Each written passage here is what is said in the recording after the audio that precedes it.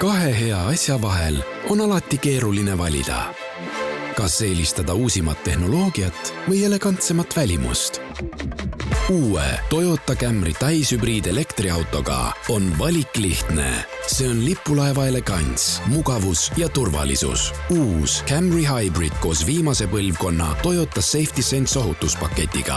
Camry Executive on nüüd eriti hea tutvumispakkumisega. Vaata lisa toyota.ee. Kuku Raadios välja öeldud seisukohad ei pea ühtima Kuku Raadio seisukohtadega. Te kuulate Kuku Raadiot.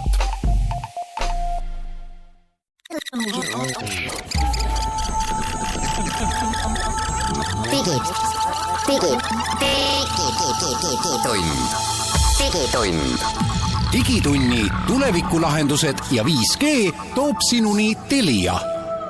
Tervist kõigile, käes on 21. juuni ja Digitund on teiega nüüd eetris, et rääkida põnevaid teateid tehnoloogia maailmast. Mina olen Hans Lõugas ja Henrik Roonemaa, teine saatejuht. Ja meiega on täna siin saates kaasas ka kolmas inimene, isegi inimene on Glen Pilvre.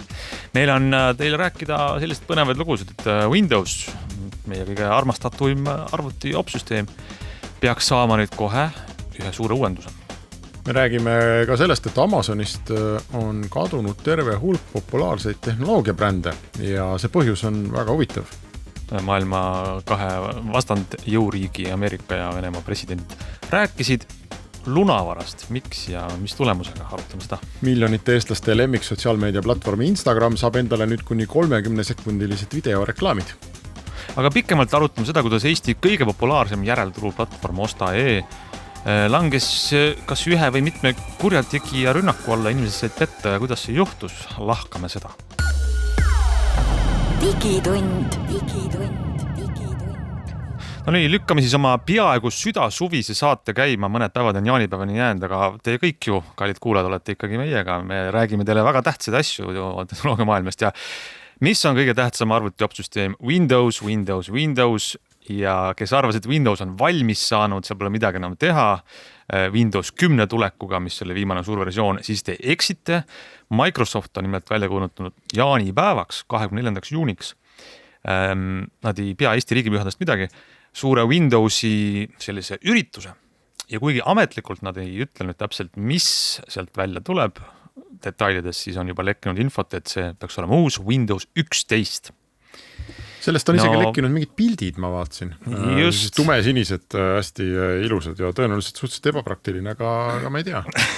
Vot, kõige rohkem, mida me praegu teamegi, on visuaalsed uuendusi Windows 11 kohta ja see kõik näeb välja minu arvates selline, mis inimesi ärritab ja kõik harjumuspärases kohas olevad asjad on ära liigutatud, peidetud ja kõik on tehtud natuke naljakamaks. Muide, ma vaatan seda Windowsi screenshoti ja mida ma näen siit esimese asjana on see, et startmenüü, mis on eluaeg, ütleme 95. aastast olnud all vasakul, on nüüd liigutatud alla keskele. Ja need nupud ka, mis on startmenüü kõrval, ei ole enam seal all vasakul. Glen, sina oled praegu Maci peal, eks? Tuleta meelde, kus sul arvutis need ikoonid, kas on all vasakul või all keskel? Aga muide, ma võin öelda ikkagi ka sellise veteran Windowsi kasutajaga omastest, et neid sai tõsta just igasse nurka, parandage mind, kui ma eksin. Ja tegelikult sai, ja see oli põhiline nagu selline IT-mure inimestel, ma tean, kuule, mu startmenüü nihkus ära, ta näkku vasakule läinud, sest ta kogemata hiirega tõmbasid, sest see oli ebanormaalne. Maailm, loodus ei salli sellist olukorda, et startmenüü ei ole all vasakul. Aga alla keskele, sellist nagu saarekest ei ole saanud tekitada. Aga Macil on see dokk on all keskel, kui sa ostad uue Maci, on ju. Aga väga huvitav, sa võrdled Maciga seda. Kas me leiame veel äkki sarnasusi? Aga mina näen siis muidugi screenshoti, kus ikkagi see on all vasakul, võib-olla see on siis mingi sükene... Jah, tegelikult sa saad liigutada seda tagasi. Ja petekas. Ilmselt sa saad seda igale poole siis vedada. Aga ma ei tea, muidu Hans, mis sul seal veel siis nagu väga nihkunud on? Minu meelest on see lihtsalt, see tundub mulle ainuke asi ülejäänud on kõik enam samasugune, lihtsalt teistmoodi ikoonid on. Natukene süsteemi rakenduste ja akende disain on läinud ümaramaks, rohkem ümaraid nurki ja kes on kasutanud viimast Mac OS-i versiooni, on ka täitsa ümar. Siis on seal uus selline... ma olen kohe vahele segada, võib-olla sa tahad sama asja öelda, aga ma jõudsin nüüd ette, et vähemalt mis mulle Maci peal väga on meeldinud ja ma loen, et Windowsil on nüüd ka on see nii-öelda kohene otsimine. Ei, see on ammu meil juba. on see Windowsil ammu, mina ei ole seda kunagi aru saanud, et see oleks Windowsil, ma alati nagu minu meelest ta on selline imelik kogu aeg olnud, aga ta on olemas muidu. Aga küll. Macil toimib ta nagu ülihästi, eks ole, ühe hotkey'ga põmm on sul see aken ja nüüd igal juhul Windows või Microsoft seda siin reklaamib suurelt, et instant search feature on nüüd aga võib-olla siis ta on jälle kuidagi paremaks tehtud, jah. Sest muide ma hakkasin mõtlema, et see põhjus, miks see start menüü ja need, ma ei tea, lahti olevate rakenduste ikoonid, et miks nad on alla keskele liigutatud, sellel tõenäoliselt on väga hea põhjus. Nimelt meie ekraanid on läinud võrreldes 95. aastaga väga laiaks. Ja nüüd, kui ma tahan näha, on ju, et mis mul üldse toimub, arvutis, mis mul lahti on või kas mingi äpil on punane number 1 peal, et seal on mingi sõnum, siis ma pean võtma pilgu ekraanilt põhimõtteliselt pöörama pead, nii nagu istuks kino esimeses reas on ju kuhugi alla vasakule nurka. Et nende nagu keskele panek on võib-olla nagu ajamärk. Me teeme küll nalja, aga ma arvan, et see on õige. Ja samaseks ütleme, eks igal inimesel ongi oma kasutusharjumus, et mina just sellest otsingust rääkides olen tähele pannud, et ma kasutan vist juba 90% igasuguste asjade ja isegi äppide käima laskmiseks seda sama otsingut, sest mul on nii kerge kirjutada mingi paar esimest tähte ja kõmdi on see äpp olemas, tegelikult ma ei kasuta seda sama ilusat sahtlit, mis on ka Maci all servas ja ma isegi ei viitsi enam kusagilt otsida neid äppe. Aga räägime ikkagi Windowsist. Räägime Windowsist. Start menüü vägisi läheb jutt nagu vägisi läheb. Mis see on põhjus, ei tea. Aga vaatame, see start menüü on tegelikult ka muutunud. Vanasti start menüü oli ikkagi selline nimekiri rakendustest ja siis tuli sinna üks hetk mingisugused elavad nupukesed live tiles. No nüüd on start menüü minu silmale muutunud selliseks, kuidas öelda, tegelikult ma väga jällegi võrdleksin Maciga, sest ta on pigem selline nagu otseteede kogum, ikoonide parv ja klassikaline start menüü on siit kadunud. Ühesõnaga, mul on teie juttu kuulates, ma arvan, et te olete õigel teel, et meie arvutikasutusharjumused on muutunud ja Windows peab sellega kaasa tulema, aga ma ennustan, et kes nüüd läheb kiiresti üle Windows 11 peale, sellel on esialgu suured harjumusraskumused. Ja samas siit saan ka lugeda, et ikkagi nüüd on tulnud juurde siis klassikaline Windows XP teema, et kes tahab nostalgitseda natukene. See oli see siniroheline, eks ole? Ja, et XP näeb siis välja nagu oleks 11, aga on XP või vastupidi. Aga muide, ma ei tea, Ants, kas sinul on infot, kas Bill Gates on sul helistanud või ei ole, et kas seal sellised sisulisi, hästi palju on uuendusi, mis on kosmeetilised. Ja need ei ole tingimata halvad, minu meelest see näeb täitsa kobe välja ja seal ma vaatasin on igasuguste mingid otseteed on nüüd, et kuhu aknaid vasakule paremale üles alla ühe klõpsuga enam vähem kinnitada, et majandada nende lahti olevate akendega ja see kõik on nagu kihvt, aga ma ise igapäevase Windowsi kasutajana mul on põhimõtteliselt üks suurem soov ja see on see, et nad suudaks selle vana Windowsi ja uue Windowsi kuidagi nagu ühildada oma vahel. Sest täna ikkagi see Windows 10 on selline, et see uus värvikord on peale tõmmatud ja mõned uued ehitised sinna ette ja mingisugust settings menüü on hea näide. Aga tegelikult seda vana Windowsi struktuuri, mingi kohti, kus mingid settinguid käia otsimas ja seda on hästi palju. See on natuke nagu peidus, selle ette on ehitatud selline, tõmmatud selline värviline kile nii-öelda. Aga see on olemas ja see tekitab väga palju segadust kogu aeg. Ja Device Manager on ikka alles, ma arvan, jah, see, kus tegelikult probleem samas ma ei ole muidugi üldse õige inimene Windowsit enam rääkima, aga ma ikkagi räägin, sest et mul on nagu tunne, et Microsoft on üritanud siin ju läbi aastate nagu piltlikult võrreldes nagu autost tõsta ümber nagu rooli ja käigukangi või mida iganes akende asukohti, sest et need läheks ägedamaks, aga Apple on nagu aru saanud, et rool ja pedaalid peavad ikkagi olema sama koha peal kogu aeg. Et Windows on nagu minust sellega proovinud kogu aeg eksperimenteerida, et muuta nagu sellist kuidas ma ütlen, üks harjumuspärast ja võib-olla kõigile selgeks saanud olukorda ja siis on ilgi jama sellest alati välja tulnud ja siis jälle mingi uus opsüsteem proovib olla nagu XP ja nad nagu möllavad natuke võib-olla, nad nagu kohati hüppavad nagu sellest kastist hästi kaugele, et Apple on nagu aru saanud, et see konservatiivsus kombineeritud mingisuguste lisaväärtustega on kuidagi rahulikum tee. Ma arvan, et tegelikult selle fassaadi taga Windows ei ole ja ei saa ka väga palju muutuda, sest ta lihtsalt hoiab töös nii palju suurt osa maailma IT-süsteemidest, et fassaad võib muutuda, aga seal all peab olema väga konservatiivne. Ei aga ma tahangi öelda, et nad seda kuidagi seda fassaadi üritatakse nagu liiga hoogsalt kohati muuta. see on 24 juuni näeme. Jah, see on nendel ju tegelikult kogu aeg olnud probleemiks, mäletame Windows 8, kui nad selle fassaadi nagu ikka keerasid ju täiesti absoluutselt, täielikult, just seda ma just mõtlen. Aga ma olen ka Hansuga nõus, et miljonid süsteemi administraatorid on välja koolitatud ja mingi osa sellest värgist. Ma ei mõelnudki üldse seda nagu selles mõttes nagu seda põhiväärtust, aga just selle fassaadi poolt, et kui sul see kasutajaliides on harjumuspäraselt niimoodi, siis võib-olla kui mingi asi hea ja toimib, ei pea seda tingimata nagu tormama muutma. Mina ikkagi arvan, et me näeme mingil hetkel Windowsi kuidagi Chromebookistumist, et see operatsioonsüsteem põhimõtteliselt streamitakse sulle suuremalt jaolt kuskilt veebist ja see, mis sul kohalikus masinas jookseb, on palju kuidagi kergekaalulisem ja väiksem. Aga sinna läheb veel aega, ma arvan, et see on mingi vaheetapp, et nad ei hakkagi väga, ei ole mõtet seda kogu algstruktuuri ümber teha, kui sa tead, et mingite aastate jooksul kogu see värk muutub sisuliselt üheks suureks Spotify'ks. Ja samas alati on võimalus ka Windows 11 asemel kasutada hoopis Maci. Või Windows 95, kui soovid. Selge, aga lähme siit meie väiksele pausile.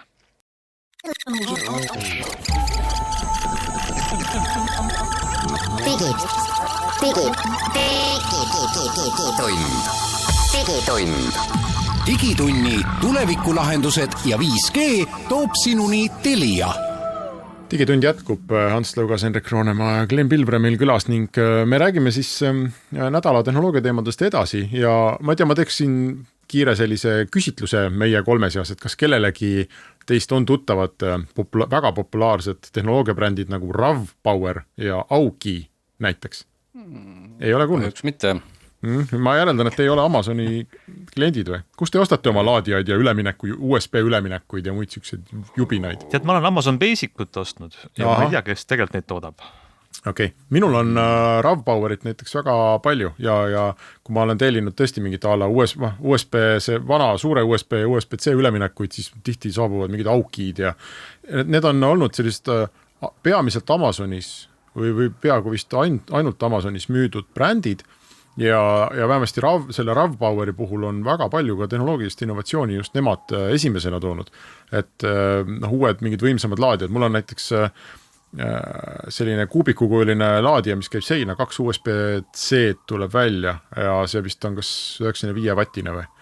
Et suhteliselt väike ja väga võimas selle juures ja väga hea asi ja väga ootamatult on nii see RAV-Power kui Augi kui mis see bränd seal veel oli, mida ma ei tunne, Mpau on Amazonist põhimõtteliselt üleöö kadusid ära.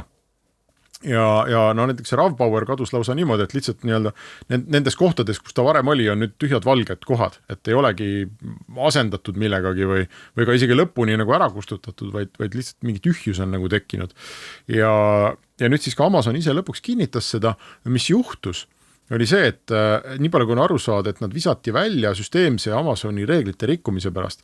Ehk paljude nende toodetega, kui sa ostsid, sa said karbis kaasa selle sama toote kinkekaardi ja päris suures väärtuses seal keegi oli näiteks $35 saanud, mis aktiviseerub juhul, kui sa kirjutad Amazoni positiivse review selle toote kohta, positiivse hinnangu. Et sa ostad kasutatult nagu positiivselt tagasisidet? Põhimõtteliselt jah, ja päris suure raha eest ostad. Ja see oli väga süsteemne, et nad said ikkagi aastaid seda teha ja need brändid olid populaarsed ja tegelikult ka ongi head tooted.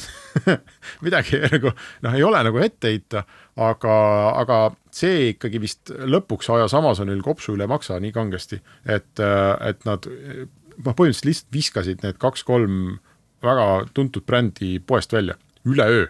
Ja võt niimoodi võib ka juhtuda. Ja mis siis selgus, Amazon käib muidugi kaebamas mööda valitsusi, et see põrandaalune positiivsete hinnangute kirjutamise tööstus on väga-väga suur. Ja kui nüüd füüsiliste toodetega on seda ohtlik teha, seda kokkulepet juba nagu näha, siis tegelikult nüüd käivad need kokkulepped kuskil sotsiaalmeedias. Facebookis ja teatud algoritmid lausa otsivad inimesi, kes võiksid kirjutada positiivseid hinnanguid, neile näidatakse, sihitakse siis Facebookis vastav reklaam, nad meelitatakse siis nii-öelda mingisse keskkonda, kus tehakse siis diil nendega ja pannakse kokku siis armeed inimestest.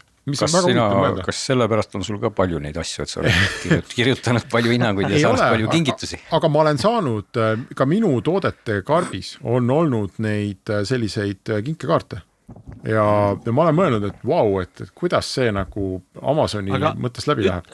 Ütle, kuidas on nüüd tarbijal eetiline käituda? Kas ma peaks selle kinkekaardi lunastama selle nii-öelda positiivse kommentaariga? Ja ma arvan, et sina väike tarbija siin Amazoni ja kuskil nende suurte Hiina tehaste vahel, et see, kas mida sina teed, sellest on kõigil austus täiesti ükskõik.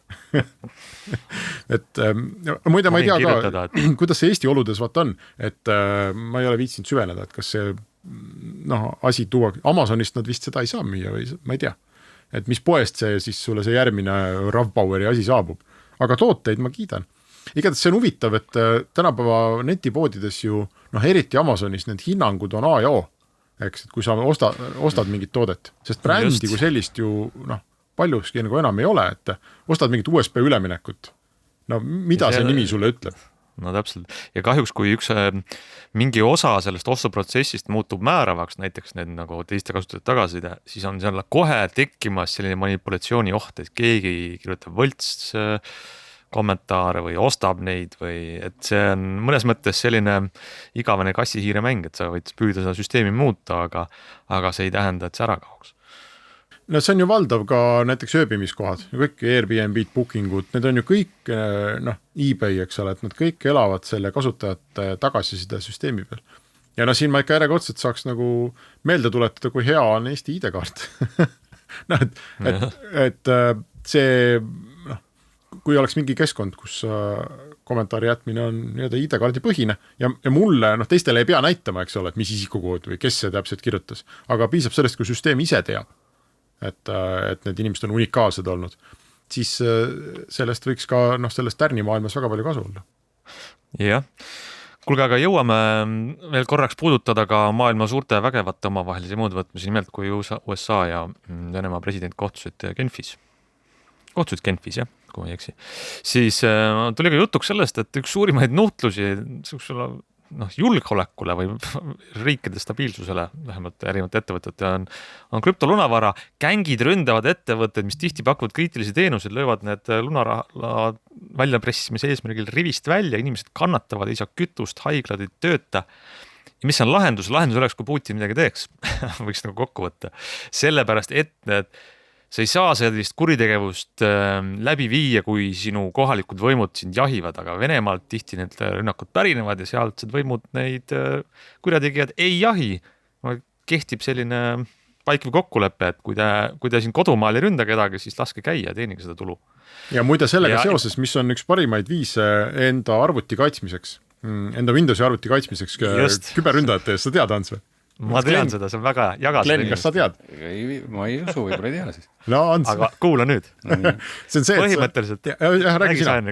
No, ma räägin ise. See, et sa paned installid endale vene klaviatuuri ka.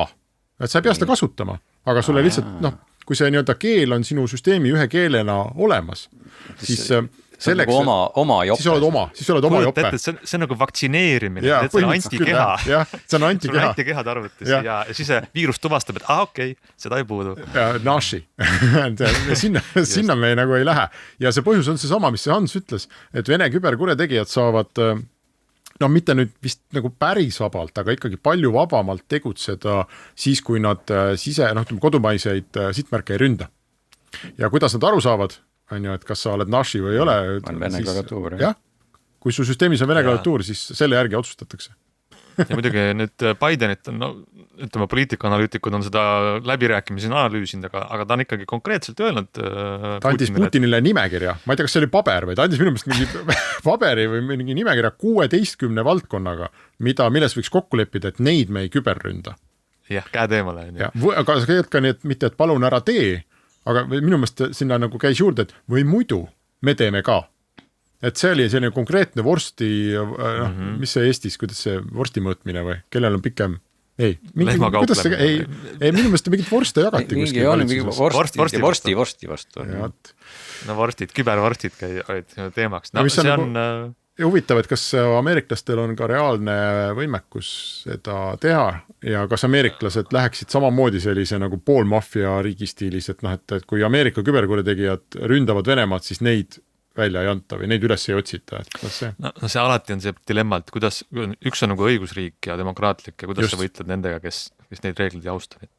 See on keeruline, aga meie otsustame sellel teemalt hoopis teha väikse pausi ja oleme varsti tagasi.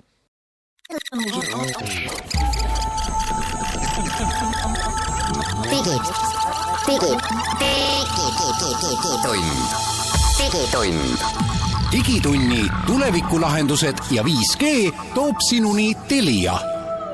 Digitund läheb edasi ja me räägime nüüd natukene kodumaistest probleemidest, mis on, puudutavad siis sellist pettust internetis Eesti kõige populaarsemas kasutatud asjade müügiportaalis Osta.ee. Ja meil on tegelikult stuudios üks inimene, kes on sellega omal nahal kokku puutunud, et see ei ole meil ei vahenda uudist, vaid Glen, räägi, käime hästi kiirelt kronoloogia üle ja siis arutame, mis see tähendab, mis teha tuleks. Sina tahtsid müüa ühte asja Osta.ee-s, kas on õige? Jaa. Kuidas läks? Kas said müüdud? Jaa. Ostja leidsid? Jaa. Küsida, kas asi on alles, siis mõtlen ka jaa. Et põhimõtteliselt kõik läks mul nagu edukalt, asi on alles, leidus ostja, isegi sain arve teenustasude eest, milleni võib jõuda. Ja no lühidalt kokkuvõttes on jah, see uudis käis juba meilt ja mujalt ju läbi, et nii-öelda petturid õngitsesid siis mastaapset andmeid ja Osta.ee saatis siis ise välja ka mingisuguse teatava hilinemisega suure teate ja hoiatuse, et olge ettevaatlikud, aga siis oli juba aeg ettevaatlikkuseks olla läbi, sest kõik oli juba ära juhtunud ja tegemist oli ikkagi päris massilise sellise aktsiooniga, kus ikkagi sadade, et mitte öelda tuhandete inimeste kaardiandmeid üritati siis kavalate trikkidega endale saada ja mina sattusin olema üks nendest inimestest. Just, ma tahtsin öelda, et see on seal Eestimaa kuumas suves kuum juhtum tõesti, aga räägi oma lugu ära, kuidas sina sinna keskmisse sattusid? No vaat minu lugu oligi selles mõttes, minu loost nagu etteruutavalt öelda on moraale on mitu ja võib-olla esimene on see, et mul puudus üleüldse igasugune kogemus siis ülipopulaarse keskkonnaga nimega Osta.ee. Ma ei olnud seal kunagi midagi ise müünud ja seetõttu ma nagu väga ei osanud üldse suhtuda, mis sealt tulema hakkab või kuidas see käib, et ma olen nagu selles mõttes süke vanakooli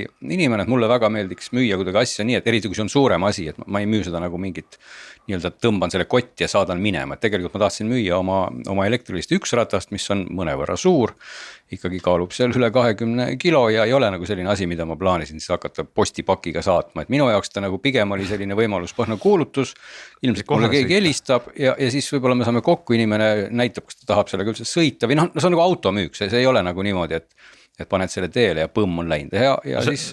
See toode, mis sa müüsid, see oli ikkagi 4-kohaline summa või oli see? See toode oli jah, kui ma selle ka juba välja, see oli 1100 eurot oli see hind, mis ma siis tema eest saada tahtsin või tahan, nii et kui keegi tahab seda osta, võib mulle ilma Osta.ee vahenduseta nüüd kirjutada, ma hea meelega müün seda endiselt. Ja panin selle siis sinna üles nagu kuulutusena ja seal oli siis valida Osta.portaalis, et sa võtad raha siis nende deposiidimaksena või sularahana, et seal nagu tingimata pidi panema selle võimaluse, kuidas ma saan siis ostjalt raha, eks ole, aga no ma mõtlesin oma kokku nii saan inimesega, et siis see sularaha variant ju alati on ka variant, eks ole, ja ega ma seal väga palju nüüd rohkem ei mõelnudki, et mingisuguseid erilisi lepinguid ja väikseid kirju ma tõsi küll absoluutselt ei lugenud ja siis ühel ilusal päeval, mis oli siis teisipäeval, kui ma ei eksi, saabus mulle siis selline Osta.ee õnnitlus, et kõik on läinud hästi, õnnitleme teid eduka oksjoni puhul. Ja ma üldse ei kvalifitseerunud seda müükiga nagu oksjonit, ma panin sinna fikseeritud hinna ja põhimõtteliselt, kes tahab osta, kes ei taha ei osta.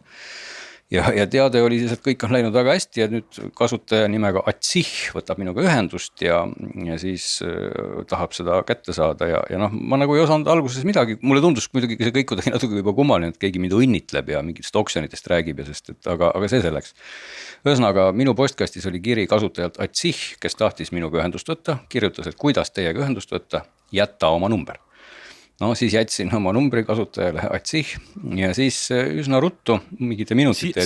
Siiamaani kõik tundub veel täitsa normaalne. Ja siis kasutaja Atsih sahtis mulle siis sellise teate, et valmis, tellimus tasutud, minge ja hankige raha. Siis helistab kuller ja arutleb sobiva aja üle. Saada saamiseks märkige oma kaardi üksikasjad ja kinnitage makse.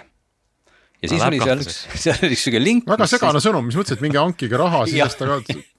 üsna segane sõnum oli jah, et mis mingi hankige raha ja kõik see tundus ka kummaline ja siis oli seal link, mis siis tegelikult sisaldas nimega Osta, see oli siis osta.e-tracking.pv, mingisugune küllaltki krüptoloogiline link, mis siis 5 leheküljele, mis ikkagi tegelikult nägi välja suhteliselt Osta graafikaga, seal oli kõik see minu kuulutuse pilt ja kõik asjad, aga küll aga oli seal siis nagu näha, et see täisnimi, kellele ma pean saatma raha, on siis keegi Ilin Mikola ja elab aadressil Maike 5.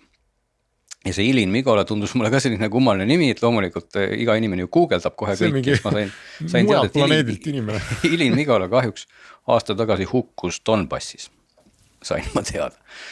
Ja noh, väga kahju, kui see oli nüüd see Ilin Mikola, aga igal juhul täpselt sama inimene tahab osta minu ratast ja kõik see asi läks siis minu jaoks juba nii kas see aadress on olemas muide või, mis sa ütlesid? Kaugeltki mitte, sest see on MAJKE5, Maike 5.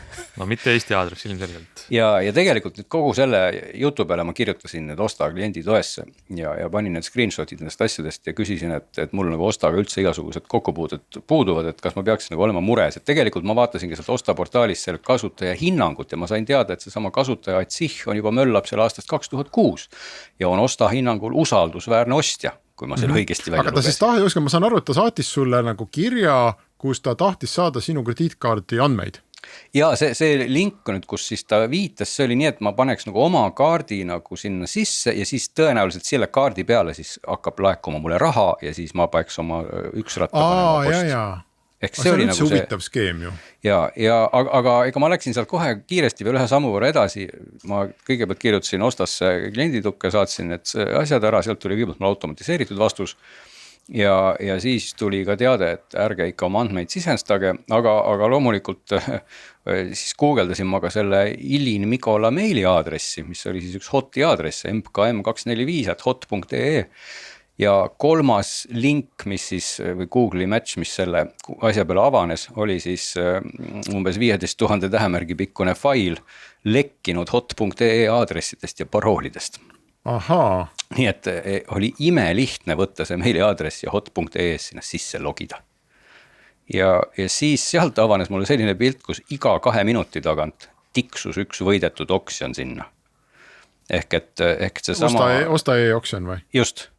Ehk et see sama tüüp juba oli möllanud varahommikust saadik ja seal võitnud oksjad, autosid, paate, maale, absoluutselt kõiki. Ja see protsess käis ka edasi. No siis ma saatsin, eks ole, osta.ee kasutajatoesse selle küsimuse, et mis nüüd saab, eks ole. Ja küsisin, kas ma peaks ka nüüd, et kas ma saaks nagu selle uue oksjoni avada või nagu oma müügi taastada, et see kõik on jama. Ja sealt tegelikult see ametlik kiri oli siis umbes selline, et ma pean nüüd esitama neile mingi pretensiooni ja kõik see hakatakse üle vaatama ja samal ajal see sama tüüp seal möllas täiesti süüdimatult edasi. Ja siis ma esitasin ka oma pretensiooni, millele tuli ametlik vastus, et me hakkame... Sa oled väga kannatlik inimene. Ja siis huviga muidugi jälgisin seda postkasti, kuidas ikkagi sinna laekusid erinevaid kirju. Sinna laekus ka kirju inimestelt, kes olidki oma kaardi andmeid sisestanud. Oli ka selline kiri, et ma küll kaardile sain selle mingi SMS-toe kinnitusküsimuse, minu kaart peaks kindlasti toimima, aga sinna ei ole veel raha laekunud, milles asi. Nii et selles mõttes ikkagi oli ka reaalseid inimesi, kes olid need asjad teele pannud ja kes siiralt ootasidki nüüd raha oma krediitkaardi. Aga ta andis siis mingi aadressi, et põhimõtteliselt ta tahtis saada su krediitkaardi andmeid, aga kaupa ka, kui hästi läheb. No jah, sest oli ka neid küsimusi, et me paneksime asjad teele, et kuhu saata. Et ma ei saagi nüüd aru, kas osad inimesed lihtsalt olid oma andmed sinna ära sisestanud ja nüüd tahtsidki juba hakata saatma, ja ka ühesõnaga see asi läks minu jaoks veel edasi veel huvitavamaks, et kui siiamaani see Osta klienditugi oli olnud selline jäiselt ametlik, aga mitte ka otseselt veel nagu väga närvi pehmelt öeldes ei ajanud, aga juba natuke seal serva peal see suhtumine oli, siis minu jaoks üllatus saabus selle sama päeva õhtul või öösel kell 11, kui ma leidsin oma postkastist kirja, et Osta on mulle saatnud arve. Ja teile on esitatud arve teenustasude eest. Ja arve peal oli siis mingi 46 €. Minu esimene mõte oli see, et nüüd see sama härra Mikola skämmib mingi uue skeemiga. ehk et on saatnud kuskilt võlts account'i pealt mulle mingisuguse kuradi arve. Aga see oli nüüd juba päris arve. See oli päris arve nagu selgus, mille oli siis juba saatnud mulle Osta portaal eduka tehingu teenustasude eest. Okei, see on ka portaal vaatas, et üks ratas müüdi maha, nad tahtsid oma 110 saada sealt. Ja? Just, ja see juhtus siis umbes, eks ole, 8 tundi hiljem, kui juba ammu oli teada, et tegemist on skämmiga ja samal ajal see sama tüüp seal ju möllas endiselt edasi. Ja siis kirjutasin ka öösel kirja, küsisin, et kuulge mehed, et mis nüüd siis toimub, et juba te teate ju, et asi on halb ja nüüd tuleb mingisugune arve, et see nüüd küll väga nagu normaalne poliitika ei ole, mille peale siis hommikul ja ütlen ka siin edasi, et ka hommikul see tüüp möllas endiselt edasi, sest ma ju nägin seda postkasti. Saabus siis Ostast mulle vastus, et umbes jutumärkides ära mölise, et kõik arved, mida me esitame, tuleb ära maksta. Ja kui see mulle ei meeldi, siis ma võin esitada järjekordse pretensiooni. Mida sa kindlasti nõukaaegse inimesena korrektselt ka kannatlikult tegid. Ja oli siis ka viidatud mulle väljavõtte kasutajalepingust. Just ma nüüd palun loe see nüüd uuesti läbi, millega sa oled nõustunud. Et võt see oli nüüd see koht, kus juba ma tundsin, et nüüd asi hakkab nagu väga imelikuks kiskuma, sest et kui ma mõtlesin, kui paljudele inimestele Osta on esitanud neid tehingutasu arveid, no siis, Osta on saanud kõikidelt tehingutelt loomulikult, et kõikide nende paatide ja mootorrataste eest pandi ju arved põmaki teele, et mulle nagu hakkas juba tunduma, et äkki Osta taga varjubki või Ilin Mikola taga varjub Osta ise. Äkki ta on Osta üle võtnud. Just, aga Glenn, ütleme väga õpetatud lugu, teeme korra väikse pausi. Siin on väga põnev, jääme põneva koha peal pooleli, teeme pausi ja siis läheme edasi. Siis vaatame edasi.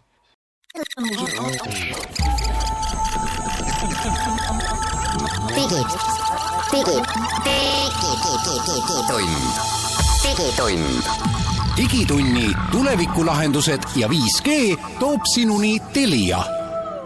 Võtame nüüd pulkadeks lahti, jätkame digitunniga. See Osta pettus, kus sa Glenn mõnes mõttes said näpud vahele sinna kohta, kuhu võtame paljud need inimesed, kes juba ka pihta said, ei näinudki seda poolt, et kuidas see ründaja tegutses. No, hakkame võib-olla algusest peale, mis see õppetund siit oleks. Esiteks, sa tegid müügi, keegi tahtis osta, isegi kui ta sulle telefoninumbrit küsib, see on ka veel okei. Aga mis on esimene punane lipp, mis lehvib, mis tegelikult peaks panema nagu kahtluse? Siin on hästi palju õppetundi, ma alustaks täiesti oma personaalsest õppetundist. Loe läbi kõigepealt kasutajaleping, et osta.ee peaks selle sulle saatma hiljem ja koputama sulle õlale, et härra, makske arve ära. Ma arvan, et sul on õigus, aga ma arvan, et ma olen realist, ma kardan, et keegi ei loe seda. Just, et see tuleks kõigepealt läbi lugeda, et te teate üleüldse, et teid on ootamas mingisugune arve, et siis juba jääb üks üllatus ära, eks ole. Teiseks, loomulikult on nüüd see koht, et kui ikkagi ilmselgelt ei lähe kokku nagu mingid esitatud andmed ja seal on kummalised kirjavead ja kõik sellised asjad. Siis... Ilmselt oli see Google Translate, on ju? Et see tegemist oli vene keelt rääkiva inimesega, sest ka see postkasti suhtluskeel oli vene keel. Nii et ilmselgelt oli seal taga ikkagi vene keelt rääkiv inimene või inimesed, sest et väidetavalt see link siis, kuhu saadeti, seal oli isegi ka telefoninumber, kuhu ma muide ei helistanud, aga kus väidetavalt isegi vist oli võimalik mingit teatavat kasutaja tuge saada. Ja see on vana nali juba, et küberkurjategijad on oma kasutaja tugi, et aidata sind rahast vabanemise raskel teel. Just. Et ühesõnaga loomulikult see pool, et sa pead andma oma krediitkaardi andmeid, et see on inimese jaoks on see nüüd selge koht, kus kindlasti vaadata seda domeeni aadressi, et kui see ikkagi ei lõpe nagu .ee-ga või osta.ee-ga või seal lõpus on mingi muu asi, et siis see tegelikult ei ole õige koht, et tasub mitte kiirustada. Täpselt, et tuleb sulle kiri, kus sul palutakse mingile teisele lehele minna. No see on ütleme, punane joon, millest ei tohi üle. Aga muidugi nad olid maskeerinud selle ülemineku väga osavalt, sest et see nii-öelda esimene vaade isegi selle aadressiribale, kuna seal juba Osta nimi oli, see kõik, ta võib-olla jääbki sul kahe silma vahele ja kuna graafika oli ka küllaltki kena sellises õiges stiilis ja et selles mõttes oli see kenasti vormistatud, aga loomulikult ei tasu oma krediitkaardi andmeid kusagile panna, kui neid küsitakse, kui see ei ole üldse mingi kokkulepe kellegagi. Ja loomulikult peaks ka olema ju ostjaga mingisugune verbaalne suhtlus, et millest nagu mina tunnen igasuguse sellise müügi puhul puudust. Ma ei kujutakski ette, et ma saaks mingit asja müüa ilma, et ma selle ostjaga nagu ei räägi. Ma saan aru, et osta.ee üritab siin just nagu mängida sellist head isa, kes sind just kaitseb kõikide asjade eest ja väldib nagu viimase hetkeni sinu kuidagi sellist personaalset seotust selle ostjaga. Et siis just on kõik kontrolli all, aga teistpidi ma jõuan siit nüüd hoopis selleni, et teistpidi on see moraal selles ka, et kui nüüd mingisugune tehing toimub, siis kindlasti ei tohiks ka portaal ise kiirustada nagu rookima endale seda kasumit selle tehingu toimumise eest, ehk et see võiks alles selles hetkel juhtuda, kui tõesti on need rahad liikunud, et kui seal on nagu märge, et ostja võib tasuda sularahas, siis oleks ka väga soliidne oodata, kuni ostja teeb sinna linnukes, et ma olen oma raha kätte saanud ja sellest hetkest alles hakatakse mingeid arveid väljastama. Et mitte see ei juhtu niimoodi, et lihtsalt põmdi saab inimene arve selle eest, kui tegelikult mitte midagi ei ole ju veel toimunud. Ma ei ole üldse kusagil öelnud, et ma oleks raha saanud või et üldse see vend kohale ilmus, eks ole, oma 1100 euroga just, näiteks, kui see oleks nüüd ka päris ostja olnud. Absoluutselt, ehk et see on nagu see koht, kus nagu üritatakse võimalikult kiirelt anda kliendile piltlikult jalaga tagumikku, võtta see raha ära ja öelda, et järgmine palun. Aga tõele au andes kliendist peab ütlema, et osta ikkagi, et päris nii see ei jäänud, eks ole, et nad ju ikkagi annuleerisid selle, et neil läks aega, aga tegelikult läks aega, nad ärkasid siis nüüd, kui me rääkisime ennem teisipäevast, siis kui ma ei eksi, ärkasid nad kolmapäeval kell 4 ja siis tuli nagu kõigile, kes ilmselt olid seal kannatanud niivõrd kuivõrd, siis kiri, et see kõik on ikkagi halb ja nüüd siis tühistatakse need arved. Küll aga jäi ka mulle siis selgusetuks, et mis nüüd minust oleks saanud siis, kui ma olekski olnud üks nendest, kes on mures, et miks minu krediitkaardile nüüd raha ei laeku, et minust see on nagu kõige väiksem mure, et ma peaks siis olema mures, et miks sealt hakkab raha ära kaduma. See on tegelikult nagu järgmine punane joon, et kui sa oled juba sellest ühest joonest üle astunud ja kuskile kahtlasele lehel läinud ja oma kaardinumbrit pannud, no siis tuleb ruttu panka helistada kaart kinni. Ja nüüd need numbrid on läinud internetis, et need on absoluutselt. Mine tea kus. Ja samas on ka nüüd see koht, kus selgelt võiks osta vaadata üle oma nagu sisese andmevahetuse, ehk et kui klienditugi suhtleb kliendiga, antud juhul siis mina, ja samal ajal paralleelselt siis jutumärkides Ilin Migola teeb endiselt 1000 oste, rohkem kui veel 20 tunni ulatuses sellest teatest ja kõigest, siis seal on ka ikka midagi väga valesti. See on tõesti kivi ja kapsaaed, teenusepakkuja kapsaaed, kes ei reageeri sellele, et praegu aktiivselt pettuskampaania käib ja, kogu aeg. Ja ei pane seda kinni. Ja loomulikult siin on ilmselt eraldi koht ka selleks, et kas see account või konto siis, mille alt see tegelane seal ostas möllas, kuidas siis see konto oli võetud, kas see oli tema konto või oli see mis iganes konto, sest see oli pärit aastast 2006, kui me siin ennem rääkisime ID-kaardist, mina logisin ka sisse ID-kaardiga, ehk et kuidas siis üleüldse on võimalik, et selline tüüp seal sellises skaalas ja nii süüdimatult laamendab. Ja sinna saab ka ilma ID-kaardita. Aga mulle tundub, et kogu selles loos on ikkagi väga palju tegemata jätmisi. Mina alustaks nüüd sellest kohast üldse, et kui need hot.ee paroolid on Google'is saadaval, siis kuidas on võimalik, et neid hot.ee kontosid pole kinni pandud? See oleks minu esimene küsimus. See on väga huvitav ajaviide üldse. Kui keegi tahab, siis palun väga toksige kas või see sama mkm245@hot.ee ja te leiate selle listi ja kui teil on igav, siis palun logige järjest sisse 1000 aadressidele ja vaadake, mis seal toimub. Ja teine asi on, eks ole see, et me ei ole küll Ameerika, aga kui ma nagu võrdeks, kui Ameerika suurim mingi kauplemiskeskkond oleks teinud sellise küberturva fopaa, et nad teavad, et neil on nagu suur tehniline probleem. Nad teavad, et parasjagu aktiivselt mingi hulk inimesi langeb petturi ohvriks. Nad ei tee midagi ja selle peale veel nõuavad nagu raha ka, pettus ohvriks langeb. Et selle asutuse juhid oleks väga kiiresti saadetud jalga puhkama. Ja see on üks väga, just see nagu suhtumise küsimus, et sa ei saa kirjutada inimesele, et palun makske, et kõik arved kuuluvad maksmisele ja esitage pretensioon.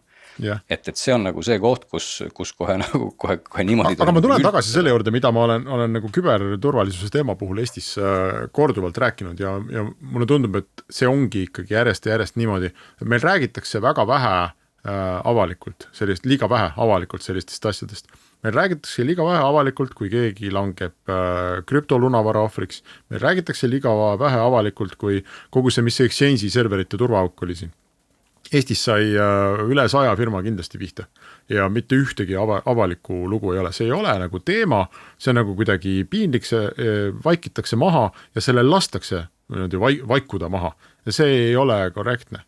Ja praegu ikkagi jääb ka küsimus, et mis nüüd siis saab edasi, et okei, me panime ostapoolt siis selle konto kinni, aga need tüübid on saanud ju kümneid, et mitte öelda võib-olla 100 aadresse, et kas sellel asjal on ka nüüd mingisugune muu järg kui see, et lihtsalt viibutati näppu ja öeldi, et paneme nüüd teie kontot kinni, et mis seal ikka.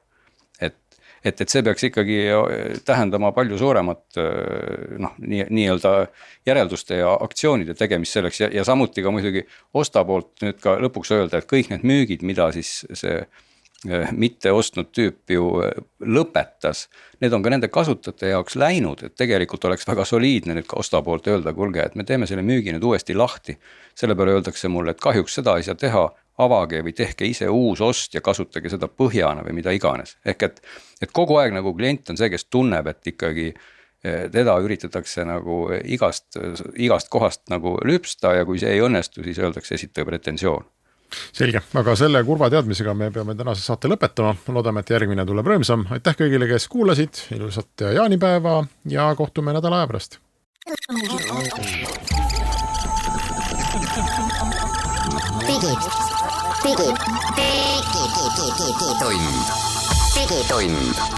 Digitunni tulevikulahendused ja 5G toob sinuni Telia.